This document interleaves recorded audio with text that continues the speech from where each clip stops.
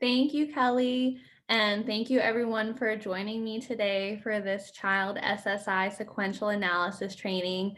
It's really cool to see a lot of people I know and also a lot of people I don't know, including from my own program, which is super exciting. So thank you for joining me. And thank you to Plan for facilitating these trainings. I think it's really important to continue what we started last year with our DAP training, and just really excited to be here today. So we're talking about a sequential analysis today, and that refers to the medical standard for disability for children who are disabled. There are a million side issues that relate to benefits that children may be receiving for Social Security. We could definitely do an entire month-long training just on those. I have included more in our PowerPoint today than we're going to get to. There's going to be more words on the slides than we can get to, and some slides that we don't get to at all, because my hope is that at least by pointing you to some resources on these side issues and flagging some of them, we'll have a place to start and hopefully build on as the year goes on. So the sequential analysis is in regard to medical disability. And I just want to echo something that Kristen Dama said when she did her presentation on adult SSI, which is that this phrase of sequential analysis may sound scary or intimidating, but it's really just part of Social Security's jargon. It's a very jargon heavy practice, and it really just means a step-by-step way of solving a problem, of looking at whether someone qualifies for something under a legal standard, which we do all the time. So don't be scared by the phrase sequential analysis training. It's a step-by-step process. And today we're just going to do an overview of it, but fortunately there's a lot of resources. Before we get into those, you may be wondering why we're even talking about child SSI. You may know from Kristen's program or somewhere else that SSI and SSDI are generally considered to be for adults who are unable to perform any work that exists in the national economy because of medical problems. And children are not necessarily expected to work. So why are we even talking about child SSI? If children are disabled, they're not out of the workforce. And the reason that Social Security gives is, first of all, they're not eligible just for money. Becoming eligible for SSI may entitle them to be eligible for a wide variety of other programs like insurance, food stamps, rehabilitation. And this support, both financial and through other programs, may enable them to lead an older child to get to independence. So that's the rationale behind it. There are tons of resources out there. I'm not going to talk about all of these. This first slide are resources that I find particularly helpful for Social Security in general, especially some of the medical stuff, which we're going to be talking about later when we talk about medical equivalence and things like that. So these medical sources can be really helpful, especially the David Morton Medical Issues in Social Security Disability. And then there's also for folks who are getting to federal court, which we're not going to talk about much. I just want to highlight this excellent book, which is pretty claimant friendly, by Carolyn Kubitschek and John Dubin. The best place, though, to start, especially for child SSI, is probably Social Security itself. Social Security has all sorts of forms. This is a form-heavy practice. The websites are listed here. HALEX is guidance for folks at the ALJ, Appeals Council, or above levels. The POMS tells the Social Security employees how to implement the regulations and how to do their jobs. The Social Security Handbook provides good background information. And then something that we're going to be talking about a lot today, because they figure heavily in the definition of child disability, are SSRs, Social Security rulings, which in most of the Pennsylvania federal courts are binding as administrative guidance, at least on decisions made by the agency. For some specific sites on the Social Security website that are particularly helpful when you're just getting started with your first child SSI case is this guide for physicians and other healthcare professionals, and also a guide for school professionals to childhood disability. These are not only helpful for teaching yourself about some of the considerations that are needed and the evidence needed, these can also be used as tools for resources as outreaches. If you're trying to do outreaches to either medical professionals or school professionals about SSI, about the need to complete forms for SSI, it explains to these professionals how important they are to the process, and also explains what kind of evidence is helpful to Social Security in making determinations. Social Security has a 20-page handout on benefits for children with disabilities. The link to that is here, and it will be included in your materials that are sent around along with this PowerPoint and some other forms we'll talk about. The link to that is there. It's a good place to start. It's a general overview of children benefits, not just child SSI. And then here are some of the SSRs, which we'll dive more deeply into later. But really, before you ever take on your first child SSI case, you need to read these SSRs. They are helpful, they are detailed, and they are, in a lot of ways, provide a lot of ammunition for briefs in terms of acknowledging, the way children are, which we'll talk about a little bit more later. These are hyperlinked in the PowerPoint, so if you may be able to get those unless it's a PDF, but you can just Google SSR 09-1P and it will take you to the correct information.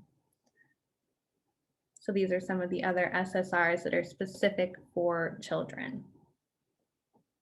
Okay, so those are some of the resources to go to if you have questions that are not answered by this PowerPoint or that are beyond the scope of the PowerPoint. What I'm going to do now is I'm going to talk about some assorted issues that are not necessarily the medical definition of disability, which is what we're really trying to focus on today, because it would just be too much to do everything. So I'm going to go through some of those. And then before we get to the medical definition of disability, that's when I'm going to stop and take a look at the first round of questions. If there's questions that I can answer, or that would be, I think, really good to answer, I'll answer those then. But then we'll jump into the sequential analysis training. And if we are able to wrap up with that, I'll answer as many questions on those subjects as we have time for. I will say that on these non-medical issues, rather than memorizing all the requirements yourself or doing calculations, the best thing to do first, if you're wondering not are they medically qualified, but are they qualified for some other reason for a specific program, you might want to send them to the Social Security office. The Social Security office can take their earnings record or their family's earning record and give them information about what they might be able to qualify for. You still want to double check those things. Are they using self-employment income that they shouldn't be using? But on average, the Social Security office is decent at doing those kind of things, and it's a good place to start because they'll give the family resources on why or why not they may not qualify for other reasons. But just briefly, you want to make sure that your client, if you're looking at the childhood definition disability, is a child. So a child is someone who is not married or the head of household, either under age 18, so have not reached their 18th birthday, or under age 22, have not reached their 22nd birthday, and is a full-time student. Definitions like head of household and what is a student are available in case law and the regulations. You also briefly want to think about citizenship. There are all sorts of complicated rules depending on the program. For SSI in particular, it's important to note that parents can apply for their children regardless of the parental immigration status.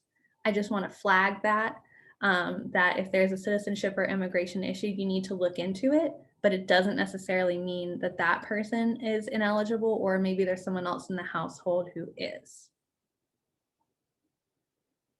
So there are all sorts of different child benefits. There are non-disability benefits. You may have clients or know of people where children who are not disabled receive money from someone who is deceased or retired or disabled. Those are non-disability benefits. They're beyond the scope of what we're talking about today, but questions about that can be directed to your Social Security office or oftentimes the POMs. Then there are types of cases where the child themselves is disabled, which of course we're going to talk about more later. The most common of those is child SSI, which is under Title 16. For a good overview of some of these jargons like SSI, SSDI, DIV, I do encourage you to review Kristen's presentation. And the Social Security website has good information on that as well. I did try to define jargon and terms as much as I could as I went through, but it's tough to do for everything. There's also child DIB. And then finally, there's the disabled adult child, which actually does not use the definition of childhood disability at all. So a child who is not disabled may receive benefits from the Social Security Administration if they are a child, if of someone who is either disabled, retired, or deceased. If you have more questions about that, check out this regulation. But you want to be, in your child custody cases or any other situation, you want to be thinking about, do I have someone who's disabled? Are there children in the home? Have they missed a benefit here? Okay. Then there is a disabled adult child, which is considered a child's benefit because it's paid on the basis of a parent's Social Security record, but it doesn't talk about disability in children. You have to have been disabled prior to age 22. The parent has to be disabled, retired, or deceased with enough work credits to qualify for Social Security. And the person must have an appropriate marriage history, which you can look into. But the standard that is used is the adult standard because this is someone who is by now an adult. Okay. So what we're really talking about today is child SSI and less frequently child DIB. So for child DIB, the child themselves is insured. And a discussion of that is found in this POM section for what that means. But in general, it means that the child has worked for a substantial amount of time, which is defined, for 6 out of the previous 12 quarters prior to the alleged onset date. And it's important to note that if the child in question is working for a family member, that needs to be looked at closely because it may be excluded. You'd want to refer to this federal regulation in the CFR to see if that's the case. And then for a child SSI, the family unit, including the parents, have to be low income and low resource. So these are all things that are still prior to the medical definition of disability in the sequential analysis. So for child SSI, the parent's income and resources are deemed to the child, which basically just means you count the parent's income and resources. There's a citation to that. It's not a regulation. It's not an SSR, so you can't try to get out of it. It just is. The resource limit is $4,000 for a child with one custodial parent, $5,000 for a child with two custodial parents, $2,000 for a child with no custodial parents, which seems a little unfair, with exclusions. So common exclusions are the family home, household belongings, one car, and things like retirement accounts. There's more information on exactly what that is out there, but you need to have alarm bells going if you're hearing about a family that has 2 cars, which is not very many cars, or any kind of real estate that they are not living in. So we run into problems with this if a family has 2 homes, of course, and they don't live in one the entire time, but also any kind of non-residential property. So we ran into tremendous problems of a case where a woman had inherited, along with her 5 siblings, 1/6 of a camp, a hunting camp that was way out in the woods, which she had never used and wasn't even really aware of. But almost any piece of land is going to exceed these resource limits. The income limits, these are the 2020 income limits. I checked this morning on the Social Security website to see if they'd updated today, which they hadn't. this is a general idea. And there's all sorts of deductions and exclusions and calculations, but this is a rough estimate of the gross monthly income that you're going to be looking at for these clients. As you can see, the chart depends on how many ineligible children are in the household, so children who are not also receiving SSI, how many parents are in the household, and if the income is earned or unearned. Okay, so those are kind of the preliminary issues that hopefully you can get answers from the Social Security office. So if there's any questions up to this point on things other than the medical disability standard and the sequential evaluation process, I'm going to see if I can check the chat now. And Kelly, you can interrupt too. Okay, it looks like I don't see any questions. I'm just going to pause real quick to see if anyone does have any. I don't see any so far, but participants, please feel free to type something out quickly. Okay, awesome. Because I might not have been able to answer them anyway, so that's great. All right, so this is the child disability standard. And I'm glad there aren't any questions because I'm gonna have you guys type into the chat a little bit here in just a minute, any similarities between the child disability standard and adult disability standard. And in fact, you can go ahead and do that now. Throw some things in the chat that you recognize from the adult disability standard as I go through it. So the child disability standard is an individual who has a medically determinable physical or mental impairment that results in marked or severe functional limitations, can be expected to result in death, or which has lasted or would be expected to last for a continuous period of not less than 12 months. Okay, good. I see some things in the chat. It's harder to do not in person. So, okay, Sarah Lynch called out medically determinable impairment, marked and severe limitations from Emily Wigg, and then the duration requirement. So that's great. We'll talk more about what each one of those are, but that's exactly correct. Both adults and children have to have a medically determinable impairment. It has to result in death or be expected to last a continuous period of not less than 12 months. And Emily is totally correct that marked and severe functional limitations is a part of any analysis for mental health, especially in adults. But it's in a different place. So it's not necessarily right in the definition, but it is a part of that analysis and it's a part of the definition, just not in the same place in the statute. So awesome job, guys. And it's okay to jump in and repeat people. Don't be shy. Okay. All right. So there's a three-step process to determining if this definition is met. And we could do the same thing here, but I'll save a little bit of the chat box for which parts are the same as adults. But it's a three-step process.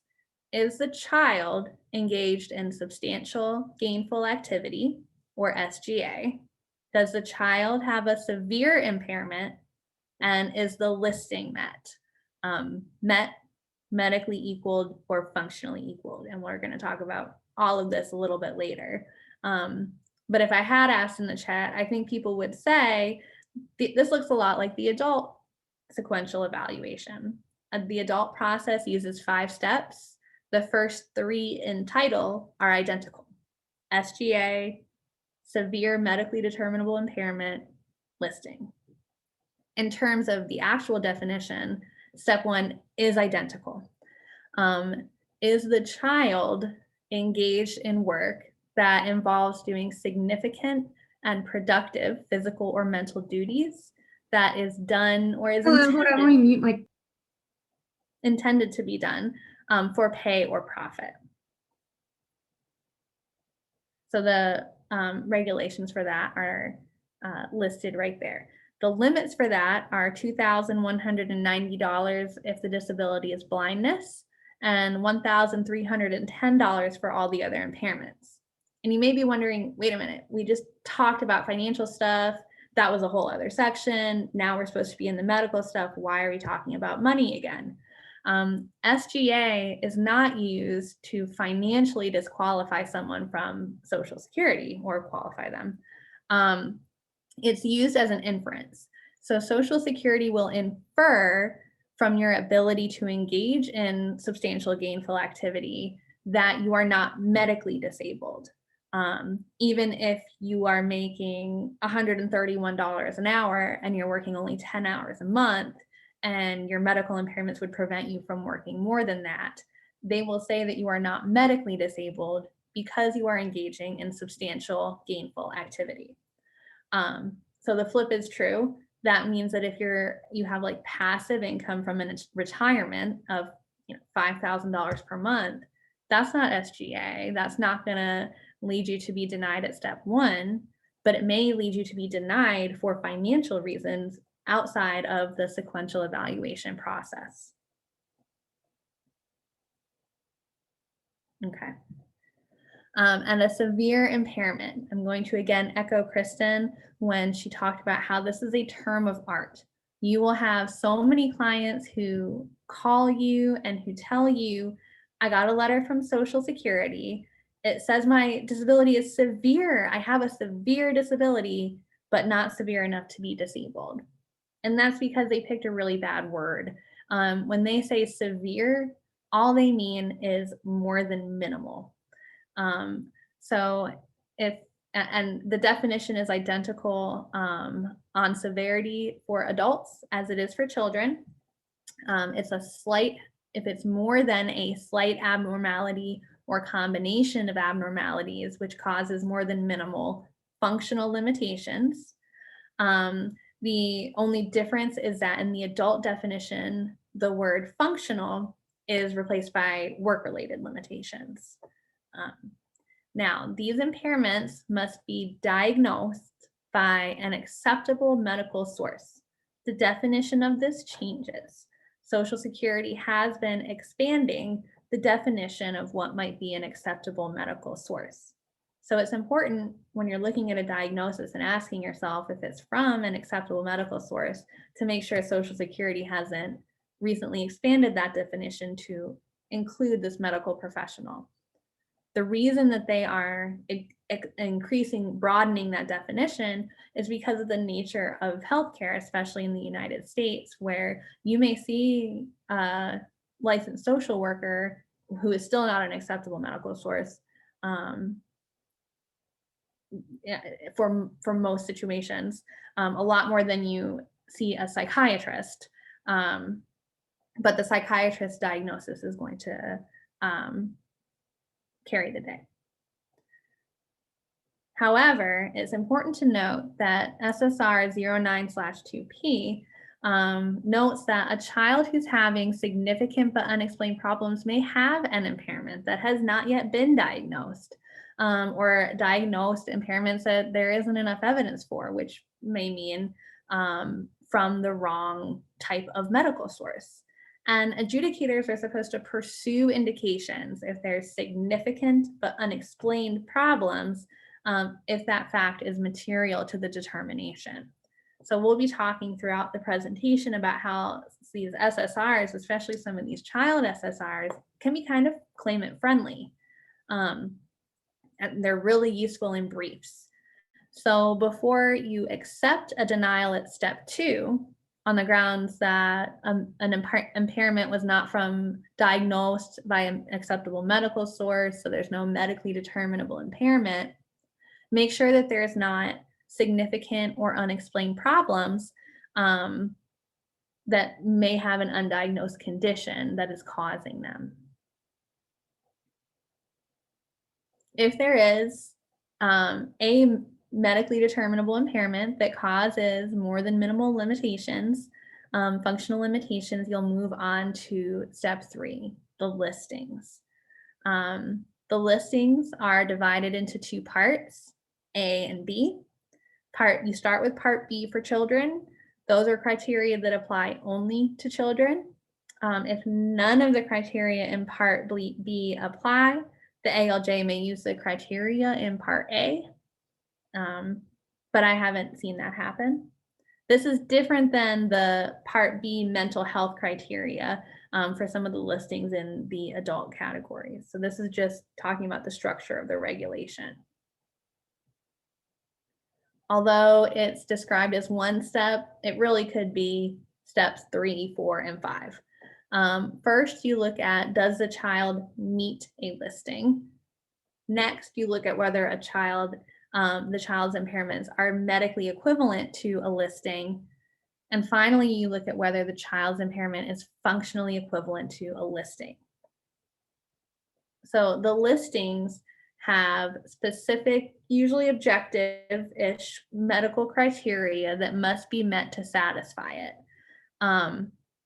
The impairment will only meet a listing if all of the objective criteria, all of the criteria at all are met, including an introduction paragraph, and the duration requirement is met. So it must be expected to result in death or a continuous period of at least 12 months. So we'll look at an example of this later during one of our examples. But in general, you just need to read the listings closely. They're written sometimes in the disjunctive, sometimes in the conjunctive. There's ands and ors. So you'll need to look at it carefully to figure out, here are all the 5 things or 8 things that I need to find in my medical evidence, and I need to find all of them. These cases we may be less likely to see at legal aid organizations because they're more cut and dry.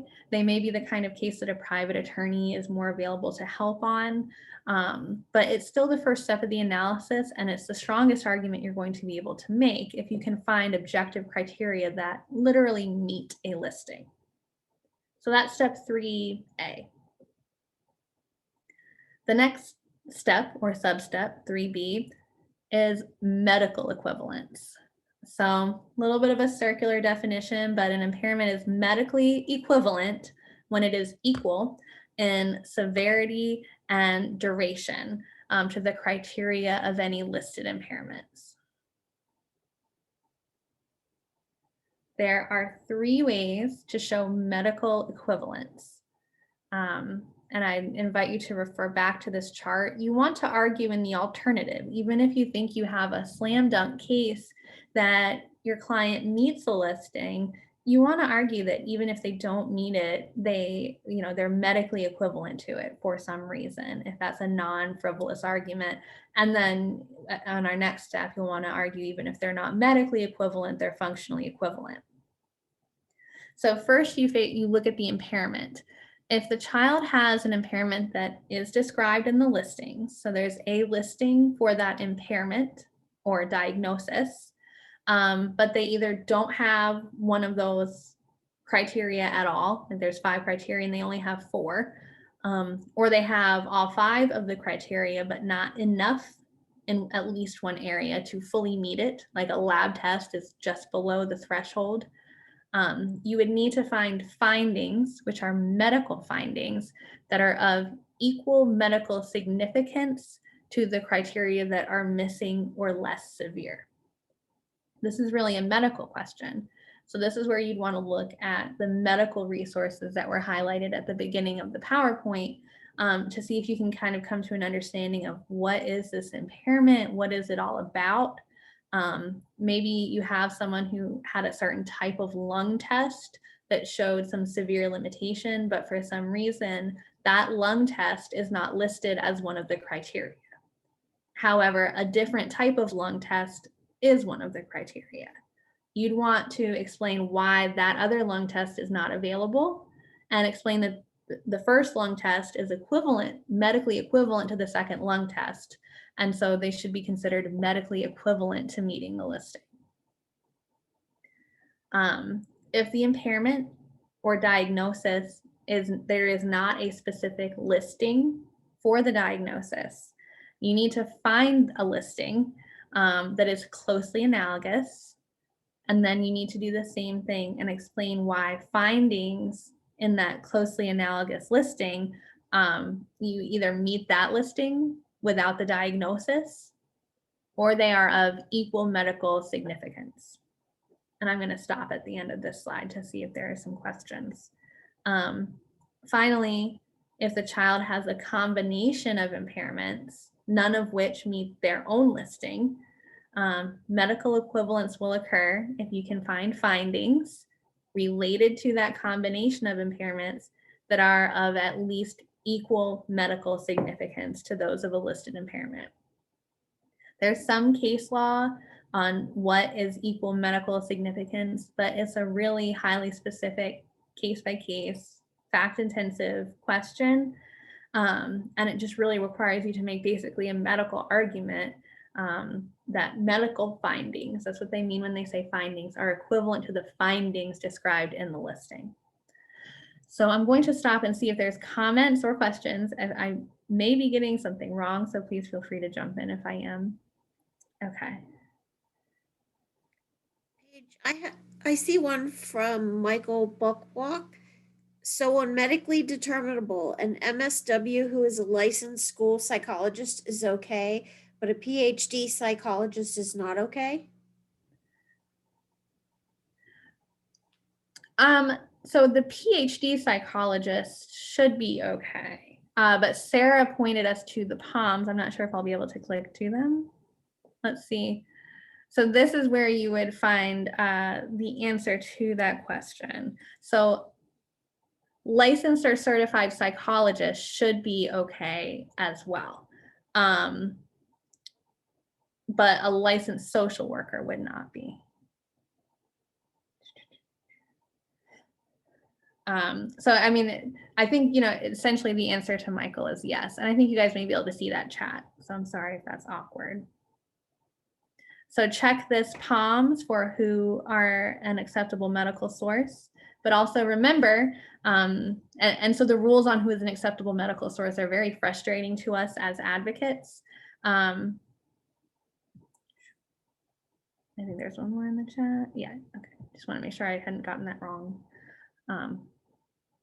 But the evidence from a non-acceptable medical source still has to be considered, and an adjudicator has to pursue indications that a diagnosis may exist, and they may need to do that.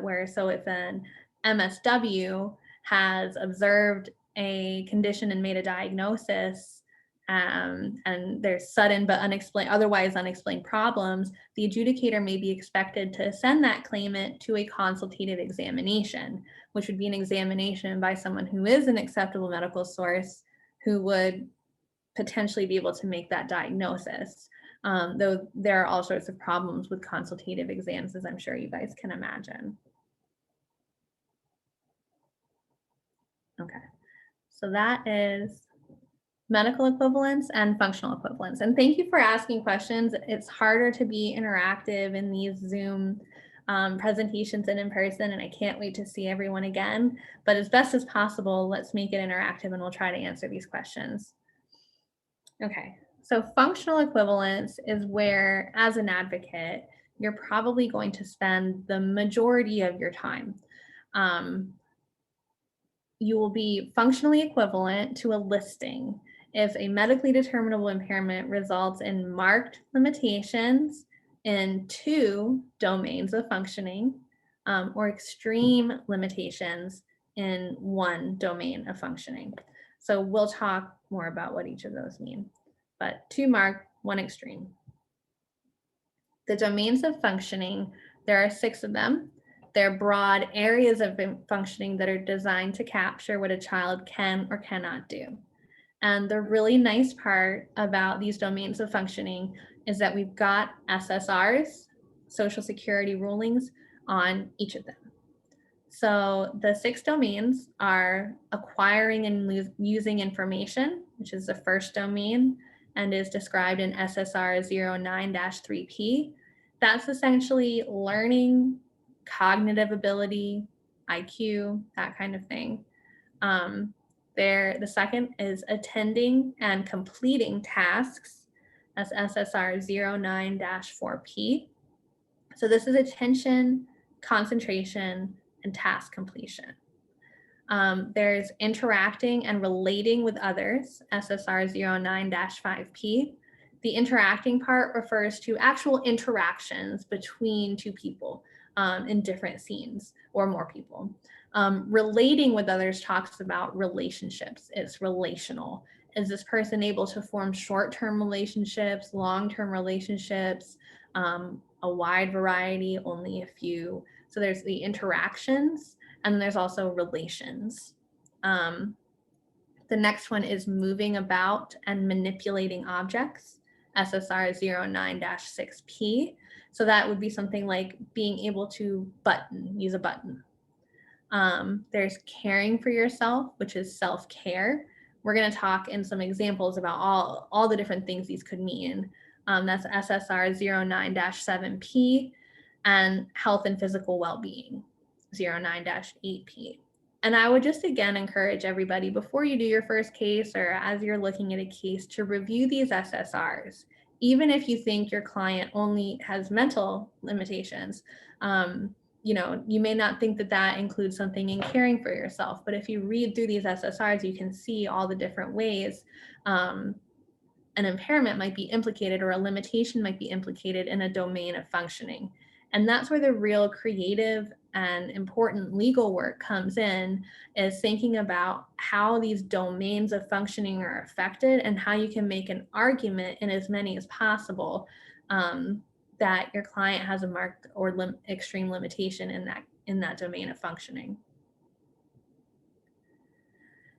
For each of the domains of functioning, age is a relevant characteristic, as it is, just in general, because we know that children develop. So within each of the SSRs are grouped into different age categories. The SSRs provide examples of normal or borderline functioning in each area for children of that age. For instance, they talk about how a baby begins to interact with others when they start to recognize the sounds of a caregiver or mold their body to a caregiver's body. So the age categories is birth to age 1, newborns and young infants, older infants, 1 to 3, preschool children, 3 to 6, school-age children, 6 to 12, and adolescents, 12 to 18. These are still just rough categories because a 12-year-old is going to be way different than an 18-year-old. But it's better than having a different function report or a different analysis for each age. But as I mentioned, there are different function reports for each of these categories. So you not only want to identify the age category that your client is in when you first start working with them, but because of the long length of time that these Social Security cases can take, there may be a change in age category. So not only do you need to think about what is the new baseline that I'm comparing my client's limitations to, you may have new forms to fill out, like a function report you'll have to fill a new one when the client reaches the age of 6. Okay, so what is a marked limitation? What is an extreme limitation? These are some definitions that can give you some frameworks. There's no cut and dry way to say, if someone has this behavior on this many days, that's a marked limitation, that's an extreme limitation, but here's some guidance. So a marked limitation is one that interferes seriously with your ability to perform activities. So it's the word seriously that does work in that sentence. You can have a serious limitation when one activity within that domain is limited or when many are. So in each SSR and in general in a domain of functioning, there may be all sorts of activities that it identifies as normal, and you may struggle with one of them or all of them. You don't have to struggle with all of them or more than one to have a marked limitation. It means more than moderate and less than extreme, not helpful. It is the equivalent of functioning that would be expected to be 2 to 3 standard deviations below the mean. An extreme limitation is more than marked, but it's one that very seriously interferes with your ability to initiate, sustain, and complete activities. So rather than a serious limitation, it's a very serious limitation. And you'll see on the teacher questionnaire that gets sent around that the teacher asks, do they have a serious problem here? Do they have a very serious problem here? So that's how the teacher questionnaire may get correlated to a marked limitation. It does not mean a total loss or inability to function, but it does refer to something that is 3 or more standard deviations below the mean of what we would expect functioning to be. So SSR 01-9P, which is a discussion of the whole child approach, discusses how to rate a marked or extreme limitation. You look at how many of the child's activities in the domain are limited. Like we were just talking about, there may be one, there may be many. How important are the limited activities? For instance, scribbling may not be as important to a child as buttoning, because you need to be able to button to stay warm, to stay alive. But we'll talk later about how those things may be related. But how important is the activity? How frequently do the activities occur, and how frequently are they limited? You see here, this is a direct quote from the SSR, this entire slide. So you can see that Social Security says daily, once a week, or only occasionally. So it's kind of like they're saying if it's less than once a week, it's only occasionally. So on the teacher forms, it will ask, do you have a serious limitation, daily, weekly, monthly? So an adjudicator or a judge may try to connect a teacher's form that says they have serious limitations monthly to say that they do not function, they don't have a marked limitation. But you need to push back on that based on how intense it is. If a child is having a total breakdown or running away from school twice a month, you know, that can outweigh the fact that it's infrequent. Where do the limitations occur? Home versus school is going to be important in all of your child's cases. And what factors are involved in the limited activities, especially in terms of supports. So this kind of gives you a framework for your client interview. You know, what activities are limited? And you go through the SSR, and that gives you a framework for your interview too. Is this activity limited? Is tying your shoes limited? Is finishing a task limited? How often? You know, how intense, even though that's not on here. Where? Is it just at home? Is it just at school? These are the questions you want to be asking your client and the parent of your client or whoever brings the child in.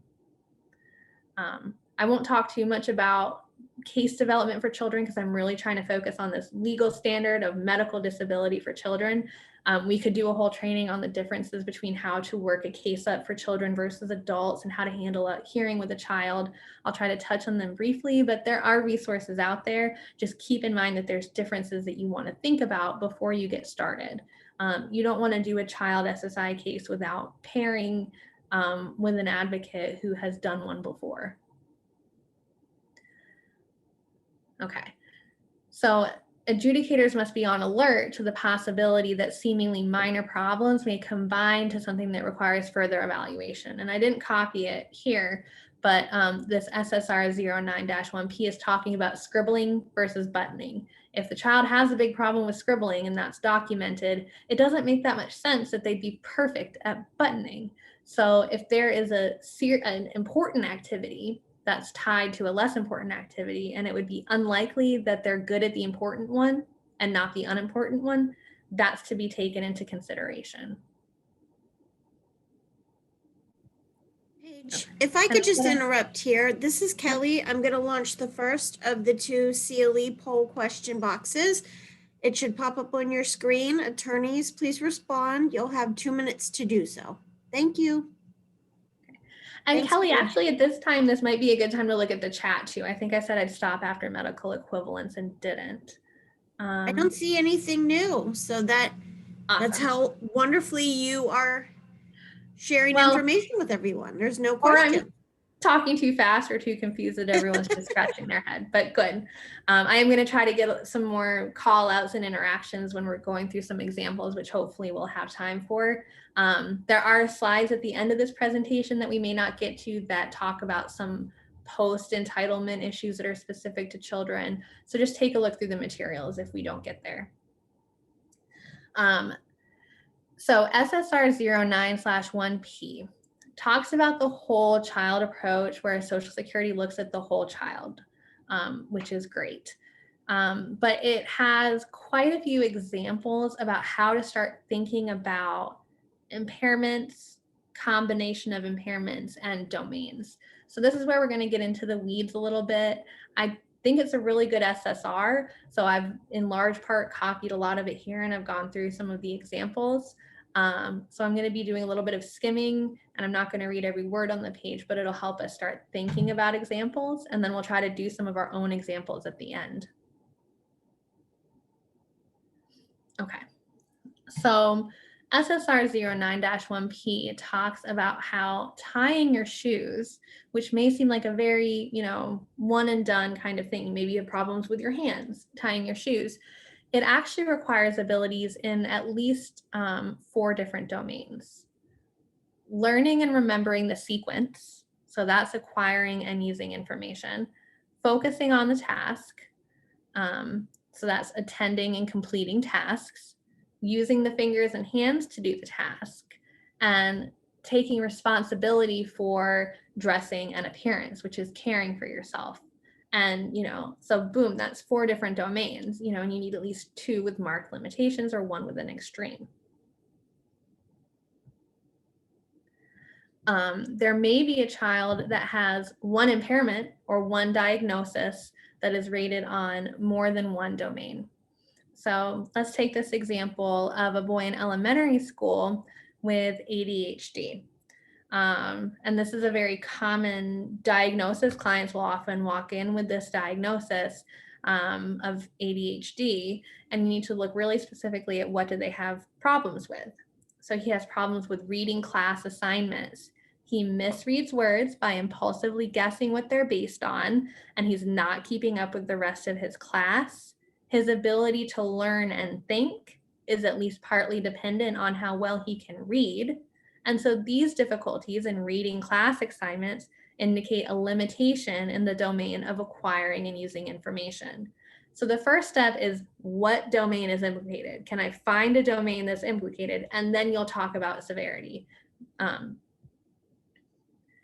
The child carries out only a few of 3-part instructions. He goes on to unrelated activities. He makes mistakes in carrying out the instructions, and he needs support or prompts, controlled, directed attention to carry out instructions correctly.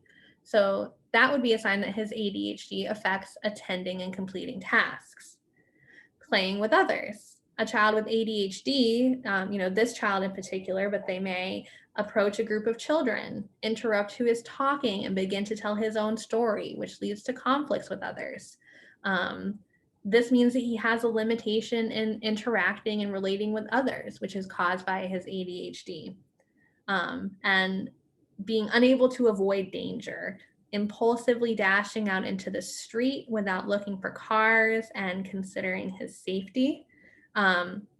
Being responsible for his own safety requires the child to stop moving and to be cautious before stepping into the street. These difficulties in self-related activities indicate a limitation in the domain of caring for yourself. Social Security talks about how the opposite may occur. This is all in SSR 09-1P.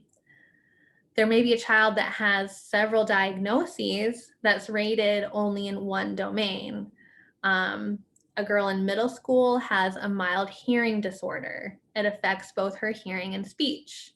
She has repaired cleft lip and palate that affects her speech as well as her appearance.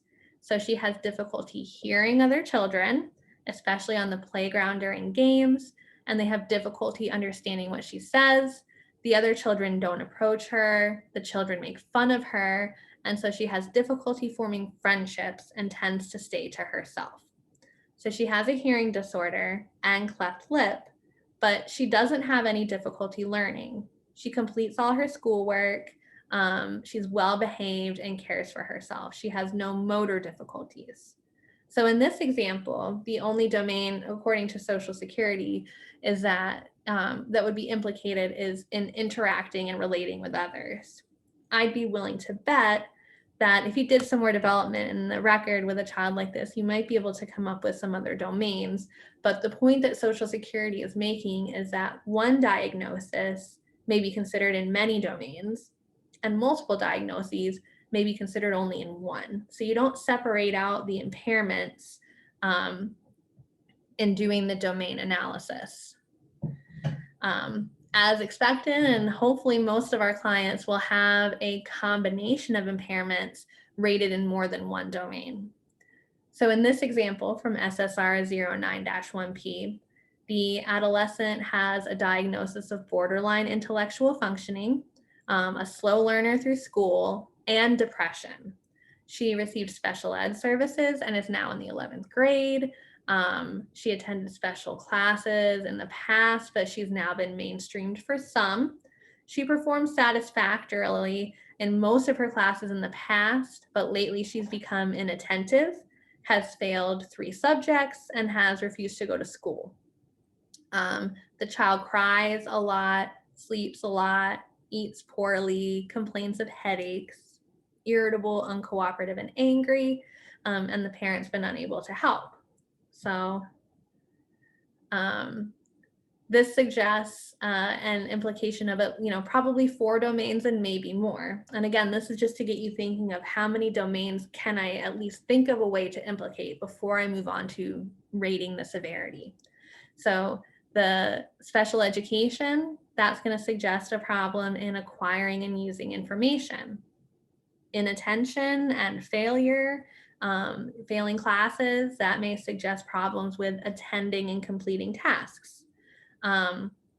Crying, oversleeping, physical complaints, that can indicate a limitation in the domain of caring for yourself.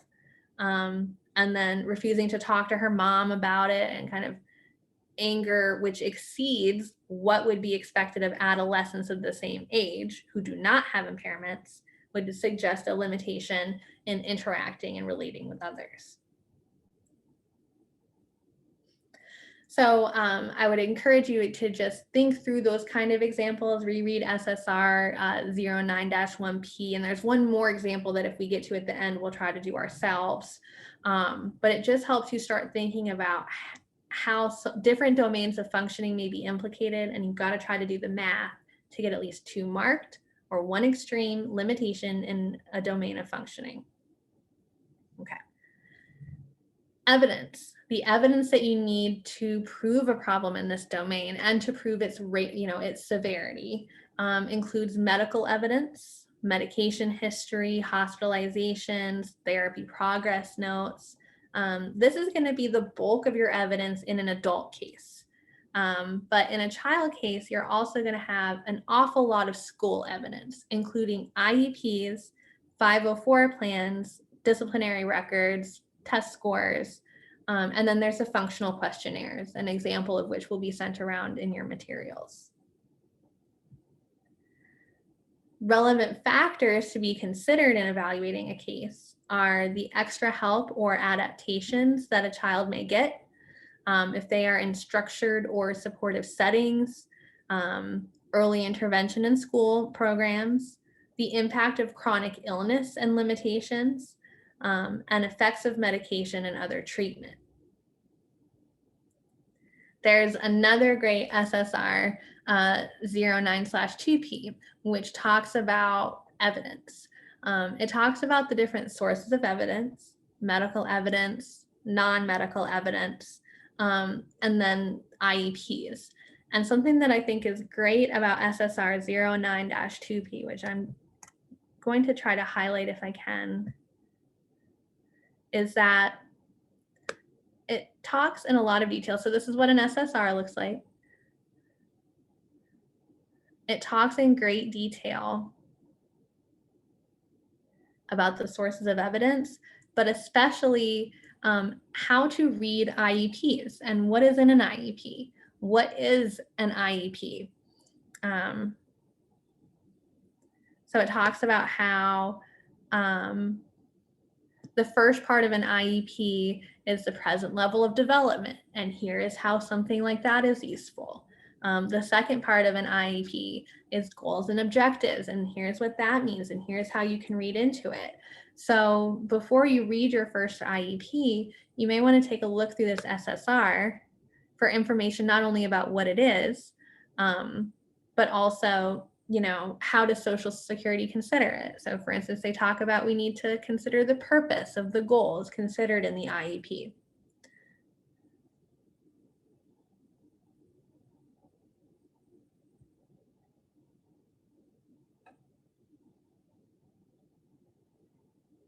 Okay. SSR 09/2P also talks about the standard of comparison. So this is something that you may need to use in your brief. They give a good example, which is that a special education teacher may say a child is doing well. There's case law in the Third Circuit about, in an adult case, how a doctor's notation that they are doing well is problematic for the same reasons that are given here.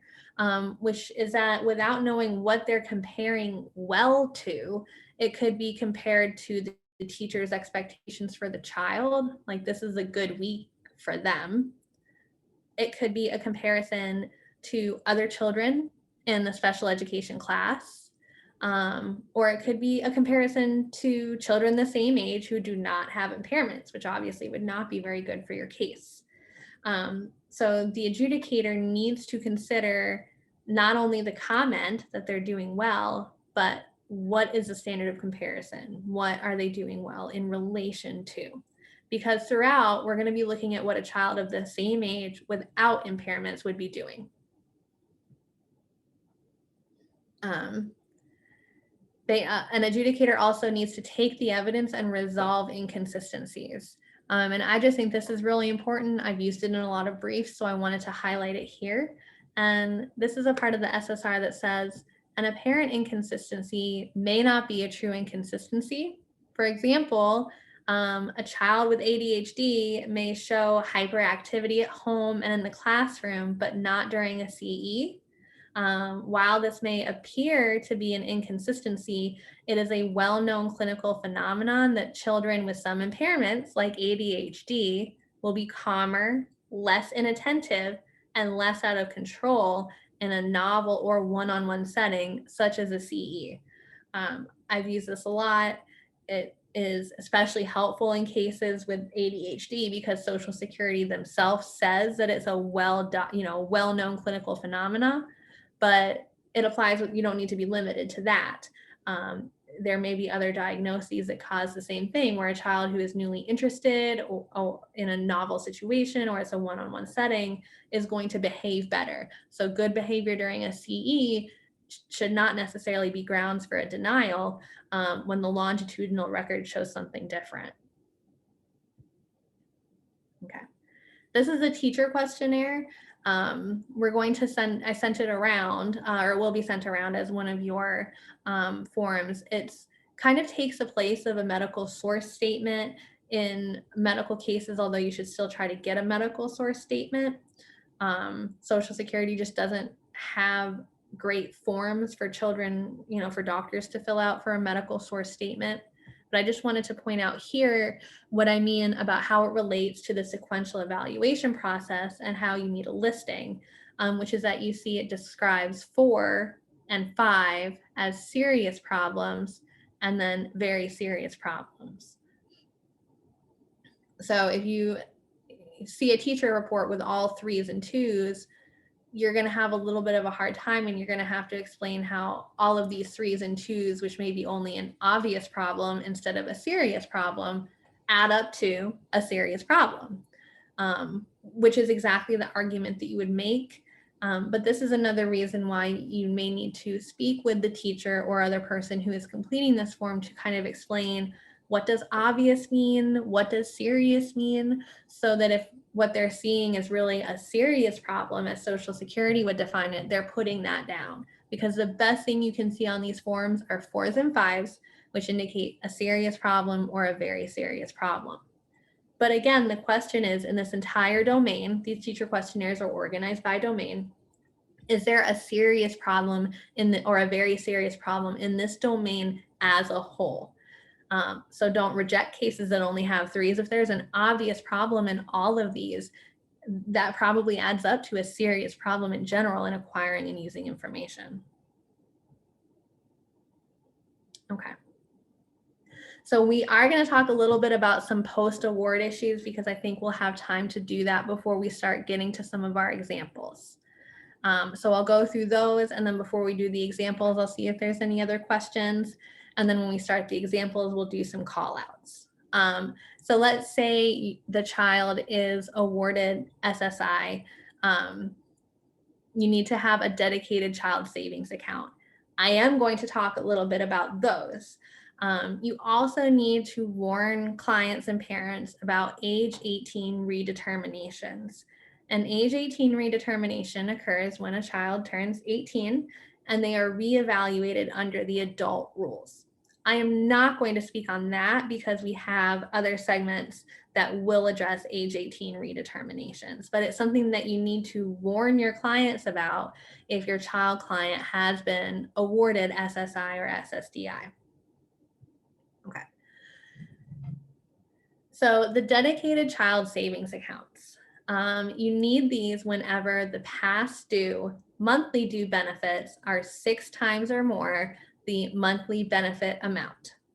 So children always have a rep payee, which is the person who receives the money and spends it on the child's behalf, often a parent or a custodian, not always.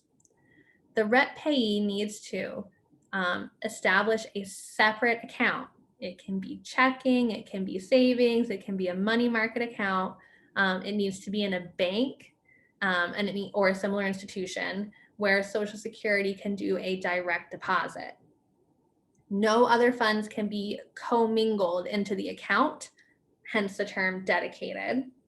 The account needs to be titled in the child's name, and you need to use the funds in the account to pay only the allowable expenses.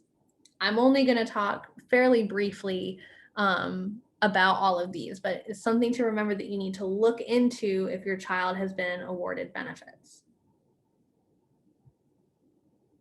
Okay. Allowable expenses. So the funds in the dedicated savings account can only be spent on certain expenses for the benefit of the child. Allowable expenses include medical treatment, equipment, or job skills training. If it's related to the child's impairment, there's personal needs assistance, special equipment, housing modifications, therapy, or rehabilitation. So you may recognize these from some cases you've had with adults. I know that at North Penn Legal Services, we worked on people who needed like a ramp. They took the money out and they built a ramp on their home. There are also other items and services related to the child's impairments that SSA deems to be appropriate. So the payee must explain to Social Security why or how the item or services are related. So before you spend the money, you're going to want to check in with Social Security first. And you don't want to do this just verbally. It's better to send a letter to them telling them, here's what I want to use the money for. Is this okay? And getting some kind of written response from them if you can, so that it doesn't come back to bite you later.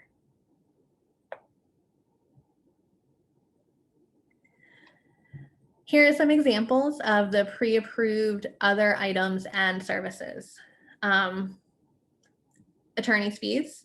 I know a lot of people on this call are legal aid advocates, but not everyone necessarily. There may be some programs that take a small amount of attorney fees, or there may be pro bono folks on here. So attorney fees incurred in pursuit of the child's disability claims. This has caused a problem in some of our past cases because they use them to pay attorney fees in some other very important case, related to the child, but it was not incurred in pursuit of the child's disability claims. Of course, you can try to argue that something may be pursuit of the child's disability claims that does not relate to direct advocacy with the Social Security Administration. Maybe if you need to get someone's name off of a piece of real estate, but it's a tough argument to make. housing or food for the child if the rep payee can show that homeless or hunger is imminent. So we're going to talk a little bit in just a second about why that needs to be. There's also specialized daycare and therapeutic recreation. So those adjectives of specialized and therapeutic do a lot of work there. So it can't be for regular daycare or for regular recreation. There's also care that's not covered by insurance or a public service program, like counseling, crisis intervention services, and respite care. And then there's special foods for children with specific dietary needs. Here's some other examples. We'll just go through them. Specialized clothes, like adult-sized pants, increased electrical bills from medical equipment that must be constantly running. So I'm about to ask you guys to throw out some other things that might qualify. Repairs of walls that may have been damaged by a child with a mental impairment. And these are only some of the examples. So you want to get advanced approval and you want to get it in writing. But I'm going to pause because I see there's something in the chat now, and I want to see, is there anything else you folks can think of that might be inappropriate, that a child might need that could be an appropriate use for one of these accounts? So feel free to throw something out there.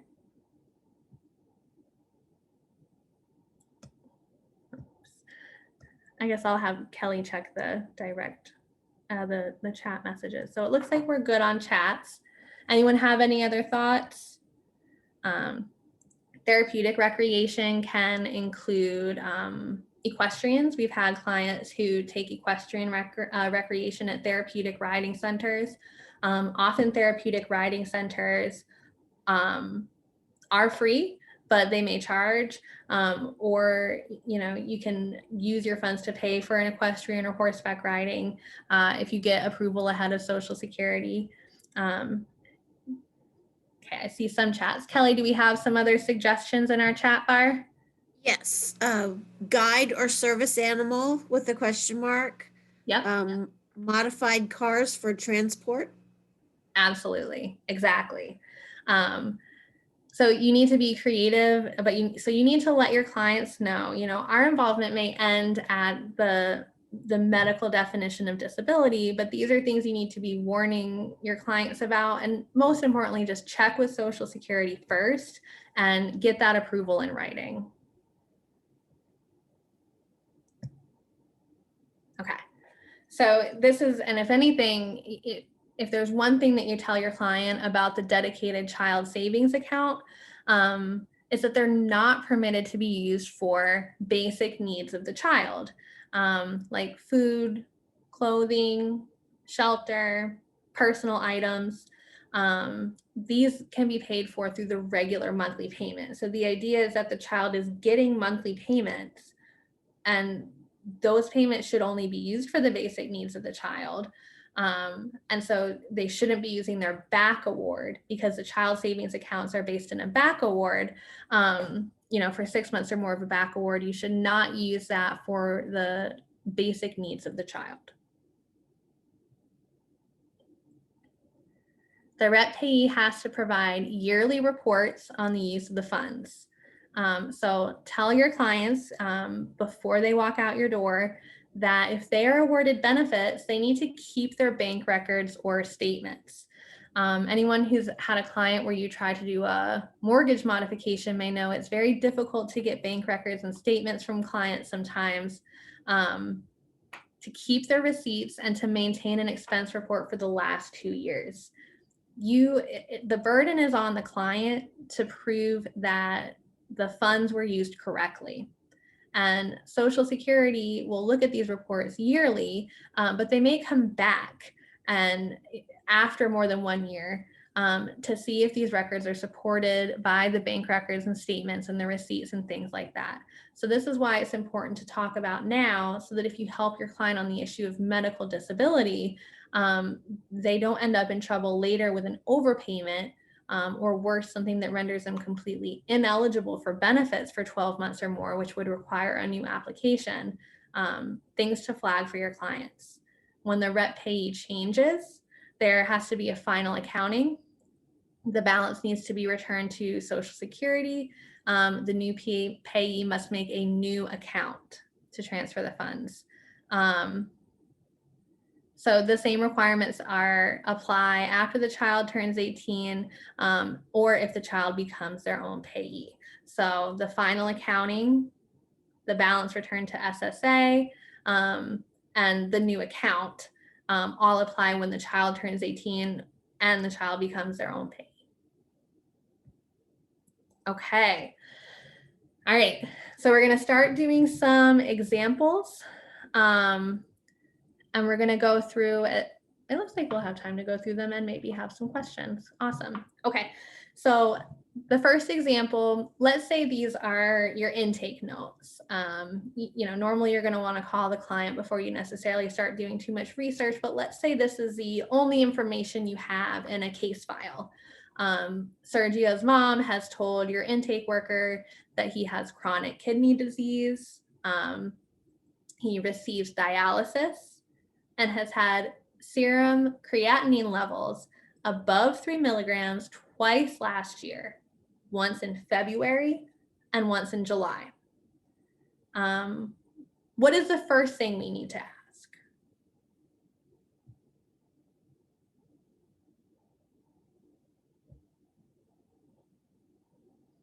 I think you guys can see my chat screen, but. Yep. Okay. So thank you, Sarah. So the first question is so I guess I should have said that we assume that the first two steps are met because we're in step 3. So the first thing you need to do really is ask, has Sergio, the 7-year-old, been engaged in substantial gainful activity? We'll assume no. And then next, was his chronic kidney disease diagnosed by an acceptable medical source? We'll assume that's yes as well because he's receiving dialysis. The receipt of dialysis would also meet the severity requirement at step 2 because it's a more than minimal limitation. Dialysis is in fact very invasive. So then the next step, like Sarah called out, is where do you look first is what does the listing say? Okay. Oops. Here is the listing. So there's 2 that might apply. So first you want to go to the general category. This is where you can, part B of the listings you can find on the Social Security website. They're also in the Code of Federal Regulations. I tend to go to the Social Security website. So first I'd look at what category is this? And this is in the category of 106. Okay, so then I've scrolled through 106 and I looked at the diagnosis, chronic kidney disease, and I found 2 that might apply. 106.03 requires chronic kidney disease with chronic hemodialysis or peritoneal dialysis, which are defined elsewhere. And then there's 106.05 with an impairment of kidney function with one of the following documented on at least 2 occasions, at least 90 days apart, during a consecutive 12-month period. Serum creatinine of 3 milligrams or greater, or creatinine clearance. You didn't see anything about that. Or the eGFR. Didn't see anything about that, but we did see something about serum creatinine. So now I'm going to ask folks to put in the chat box, what do we think? What is our argument going to be? What listing on here do we think, I guess I've given away already, but I'd like to see it in the chat still. What would we make our argument for here? So I know it's awkward to chat, but I'll wait till I see some.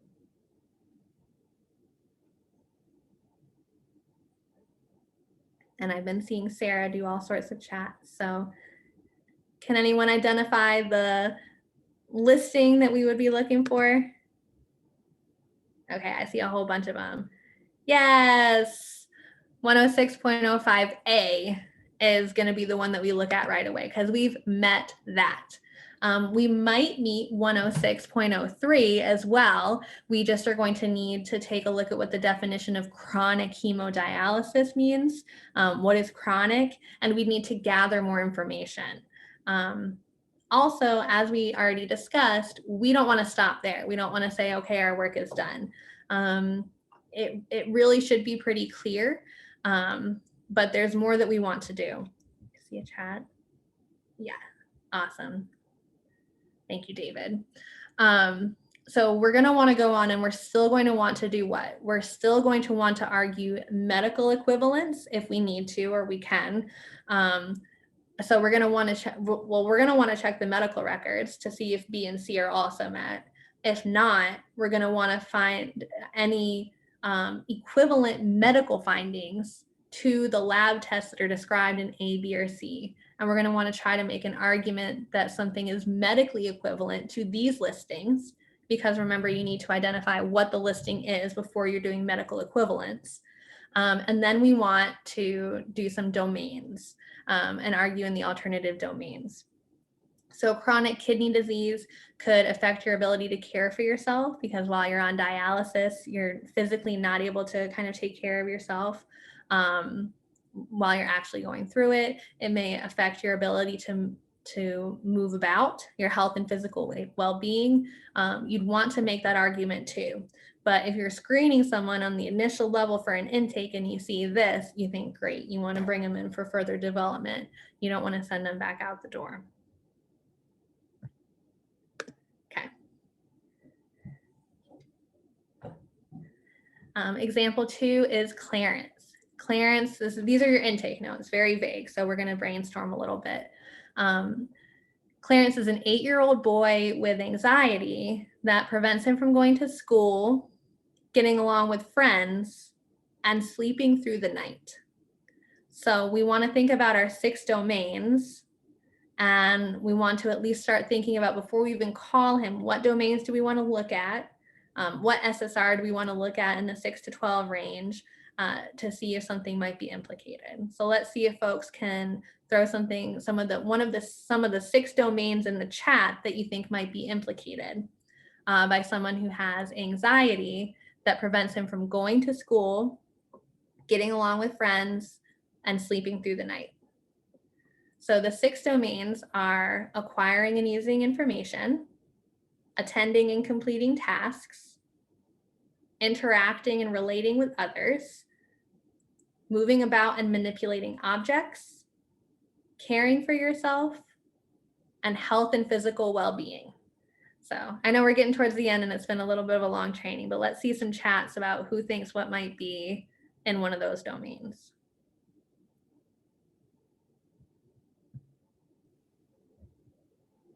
Yes, okay. You want me to read them, Paige? Or you got it? I guess I've been doing it.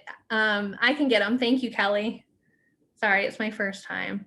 Yes, okay, so we see acquiring and using information, interacting and relating, caring for self. Yep. Caring for yourself, interacting. Yeah. And health and physical well-being. Okay. So here are some thoughts on the different ways that someone with just those problems could have problems in these other domains. And remember, this is going to tell you how to conduct your interview with the client. With acquiring and using information, someone like that may do little work in class or at home and has fallen behind. You want to look for bad grades or not being promoted to the next grade. Someone who has anxiety like that is probably going to have reduced attention at school, trouble focusing in class, not getting a lot of work done at class or in home, could have problems interacting and relating with others, refusing to go to bed, not staying in bed, combative at home, sometimes refuses to leave the classroom and aides have to stay with him. These are all things that someone with anxiety could be dealing with. Moving about and manipulating objects, awesome. That is the one category that no one threw out there. I didn't see anything about a problem with moving about and manipulating objects. There certainly could be, but not based on the anxiety symptoms that we saw. Although I bet if you were creative, you could think of something. The caring for yourself aspect is especially that difficulty sleeping. Maybe he's afraid of dark and outside noises, staying awake at night, irritability because of lack of sleep, anxiety scale, showing generalized anxiety disorder, and then health and physical well-being. Anxiety often creates physical symptoms like stomach cramps and a headache. Side effects of a medication for anxiety can cause dizziness and daytime sleepiness. So those few bits of information about anxiety can get yourself thinking like there could be all sorts of different domains that are implicated here. I guess I just became too curious to not look at the chat. Yeah. Concentration, persistence, and pace, David Flowers points out, which is CCP, which is something that we talk about more in the adult listings, but is absolutely true. Paige, I'm sorry, if I could just interrupt. This is Kelly. I'm going to launch the second of the CLE poll questions now. Attorneys, please respond. I'll leave it up for 2 minutes. Thanks, Paige. Yep, thank you, Kelly. So I think we'll do this example. There's another example in SSR 09/1P that you can read through yourself that does the same thing. We'll do this final example and then I'll see if there are any questions, although I think we've kept up on them pretty well. So we're just going to do the same thing one more time. It may seem repetitive, but the real key to the sequential analysis for a lot of these child SSI cases is thinking about the 6 domains and how you can make an argument in as many of them as possible. So here we go. The third example is age 13. Daria has borderline intellectual functioning with a learning disability, major depressive disorder, and a past history of self-injurious behavior. So I'm going to pause a little bit for like 30 seconds here and see what you guys throw in the chat for a final time. What out of the 6 domains, I'll go through them again, I guess, what could be affected here?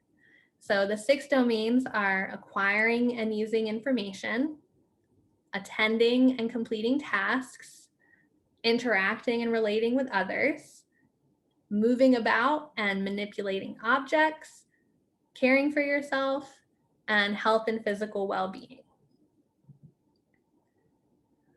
I see a couple of chats, but before I pull it up, I'll wait just a minute more because you guys may be taking the poll to get your CLEs. All right, there's a couple more. So what are some of the domains that might be implicated? And thank you guys so much for participating. Of course, now I can, okay.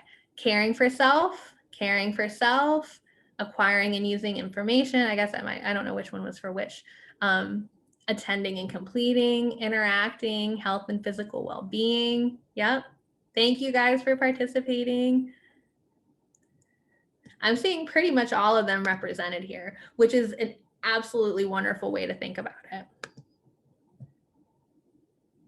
Okay. Oh yeah, so I was just going to pull this up. So let's talk them through a little bit. So acquiring and using information, borderline intellectual functioning with a learning disability, that pretty much covers that. That is the quintessential acquiring and using information. But this also, if you're having a hard time processing information, you may have a hard time attending and completing tasks. If you are slower at completing tasks because of a learning disability and you require supports to complete your tasks, or you feel frustrated because of your learning disability and so you get distracted, that's going to cause a problem in attention and concentration. Interacting and relating with others, it's harder to talk to other people when you have borderline intellectual functioning because you have a harder time processing language if the language being used is too hard. Depression can cause isolation, it could cause aggression, it can cause all sorts of problems with interacting and relating with others. And then the self-injurious behavior, it could lead to problems interacting with others because maybe people are picking on them. So a child who's being bullied has problems with interacting and relating with others. As far as moving about and manipulating objects, I don't know if we see that as much, although maybe her cutting has injured some of the some tendons in her arms. So she started to have problems dropping things. caring for herself. Self-injurious behavior in the past is definitely not caring for herself. It is a past history, but it's a longitudinal evidence. Major depression can lead to people not showering and not taking care of themselves. And it can be harder to take care of yourself when you have borderline intellectual functioning. And then health and physical well-being, just like we talked about with anxiety, medications for depression can cause physical side effects. There can be physical side effects of psychiatric disorders like stomach aches and headaches. And it may be more difficult for her to take care of herself, like to take her medications on time because of the borderline intellectual functioning. So that pretty much covers how you want to think about the domains and functioning. And I'm just going to leave this up here again because it's just important to be thinking about them, to remember to look at them as something that you want to look at. It may be the last step in the analysis, but it's one of the first things you want to be thinking about when you're doing your client interview for a child. And if you guys want to do another example on your own of how to think through functional equivalence in the domains, there's this example in SSR 09-1P, 8-year-old son, anxiety. So this is the same as we already had. So there are other examples though in 09-1P that I didn't copy here that can help you go through. So I'll show my opening slide again. So I should have introduced myself, I guess. I work at North Penn Legal Services. I'm the Disability Law Group Coordinator there, and my contact information is listed there. You'll get this PowerPoint, so you'll have that contact information. I'm always happy to talk and chat. Our law group has weekly Zoom meetings. I've asked some folks out there to present to that meeting because some of the folks on the call are really excellent, but I'm happy to answer questions by phone and email. I don't really have any time left, but I want to check the chats to see if there are any questions that I could answer quickly. I want to be mindful of everybody's time. So I'll just check those, Kelly. Okay. I guess some of them. Okay. I don't see any questions. Kelly, do you see any questions in the chat? No, Okay. I don't. Just many thank yous and great jobs for your presentation today. Thank you. Thank you. Thank you everyone for joining. Have an awesome rest of your day. Thanks everyone. Thanks Paige for being here with us and sharing this information. Yep. Take care everyone.